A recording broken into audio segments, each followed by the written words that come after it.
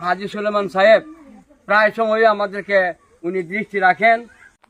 হবিগঞ্জ জেলার মাধবপুর পৌরসভার প্রায় সহস্রাধিক মানুষের দুঃখ চিত্র আজকে উপজেলা নির্বাহী কর্মকর্তা যিনি পৌর প্রশাসকের দায়িত্বে আছেন, উপজেলা নির্বাহী কর্মকর্তা যিনি উপজেলা চেয়ারম্যানের দায়িত্বে আছেন, ওনাকে একটা চিত্র দেখাতে চাই। সোনাই আশ্রয়ন প্রকল্পের 20টি পরিবারের জন্য একটা মানদাদার আমলের ধ্বংসপ্রাপ্ত একটা বাথরুম 20টা পরিবার। বিষয়টি উপজেলা জনস্বাস্থ্য প্রকৌশলী মাধ্যমে জানতে চাই তাদের দ্রুত এই লাঘব করার জন্য। আমি পিছনে দিয়ে দেখেন একটা টিউবওয়েল দিয়ে 20টা পরিবারে পানি খায়, কোনো সাবমার্সিবল এবং বিশুদ্ধ পানির কোনো ব্যবস্থা নাই।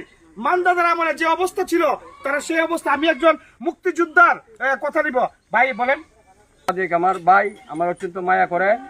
তারপরে আমাদের এখানের অবস্থা হাজী সুলেমান সাহেব প্রায় সময় আমাদেরকে উনি দৃষ্টি রাখেন এবং আমাদের এখানে মসজিদ আছে, এই মসজিদেরও অনুদান হয়তো উনা দেয় এবং উনা বিভিন্ন সময়ে দুর্যোগ হইলে প্রাণ সামগ্রী উনি আমাদের বাড়িতে আপনাদের বর্তমান যে সার্বিক খারাপ অবস্থাটা এটা তুলে ধরে। বর্তমান অবস্থা আমাদের প্রত্যেকটা ঘরে বৃষ্টি পড়ে মানে বেডিং পত্র ভিজা যায়, রাত্রে বাচ্চারা লইয়া উঠে চাহন লাগে বইয়া, এই অবস্থা আমাদের এখানে।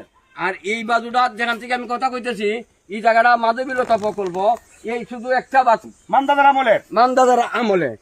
কিন্তু বাংলাদেশ সরকারের কাছে সবিনয় অনুরোধ করতেছি আমাদের এই সোনাই মাধবীলতা প্রকল্পের এখানে যাতে দ্রুতভাবে